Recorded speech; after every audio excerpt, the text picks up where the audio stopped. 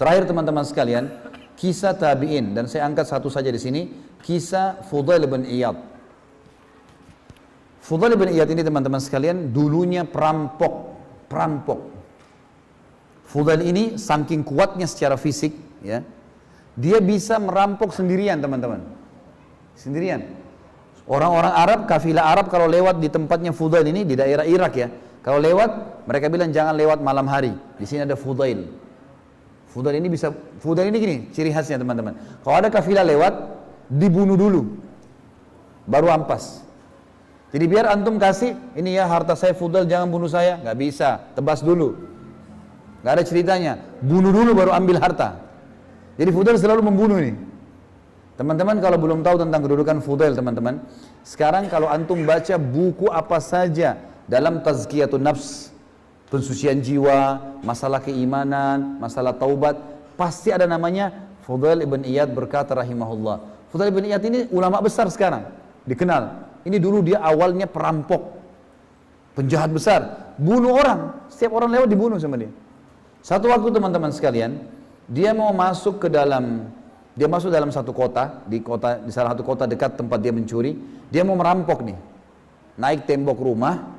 Dia temukan di dalam rumah itu tuan rumahnya lagi sholat malam dan membaca firman Allah dalam sholatnya itu surah Al-Hadid, surah nomor 57 ayat 16. Bunyinya begini. A'udzubillahi minasyaitonirrajim. Alam ya'ni lil ladzina amanu an takhsha'a qulubuhum li dzikrillah wa ma nazala minal haqq wa la yakunu kal ladzina utul kitaba min qablu fatala 'alaihimul amadu faqasat qulubuhum wa katsirun minhum fasiqun. Artinya, belum tibakah saatnya bagi orang-orang beriman itu untuk tunduk hatinya mengingat Allah dan kepada kebenaran yang telah turun kepada mereka. Ada Al-Quran, ada hadis Nabi, tinggal belajar, mati masuk surga. Itu maksudnya. Lalu janganlah mereka mengira, jangan mereka menjadikan diri mereka seperti orang-orang yang diturunkan Alkitab sebelum mereka dari Yahudi dan Nasrani, kemudian mereka berlalu dengan masa yang panjang, tapi mereka tidak mau mengikuti kebenaran. Akhirnya hati mereka menjadi keras dan kebanyakan mereka adalah orang-orang fasik.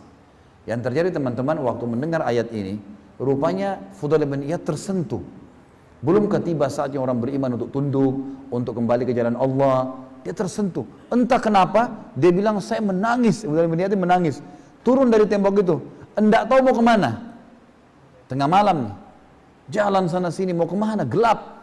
Gak ada penerangan lampu tengah malam. Dia lihat ada masjid. Kayak kita masjid gini. Masuk gelap. Masuk ke masjid. Dia nggak tahu. Sholat nggak tahu. Penjahat ini dulu. Nggak ngerti apa-apa. Masuk masjid, duduk depan mihrab. Nangis saja. Waktu menjelang subuh, marbot masjid datang. Masuk masjid, pengen nyalain. Zaman dulu orang pakai minyak sama sumbu ya, dinyala-nyalain supaya terang gitu, kayak kita sekarang lampu gitu. Dia nyala-nyalain, si marbot ini dekat dengan mihrab, kok ada orang. Begitu dekat, Fudail bin Iyad, lari dia. Fudail bin Iyad, lari. Dia lari keluar, tidak berani masuk. Orang tahu, Fudail bin Iyad ini pembunuh. Di masjid, ngapain di masjid ini? Gitu kan.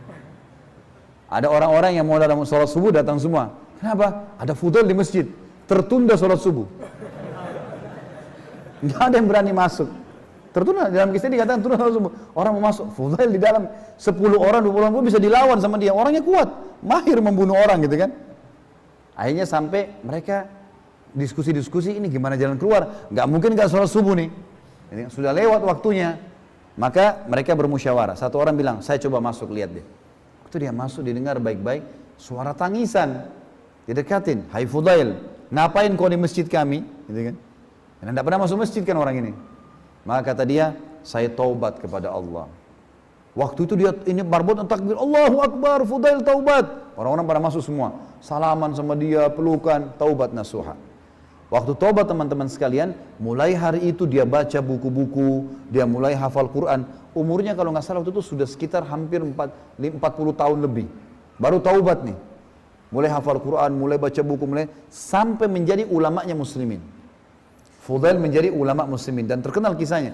Kalau teman-teman ketik di Google kisah Fudail bin Iyad, keluar kisah-kisah ini. Tentu banyak versinya ya. Ini salah satu versi yang saya sampaikan.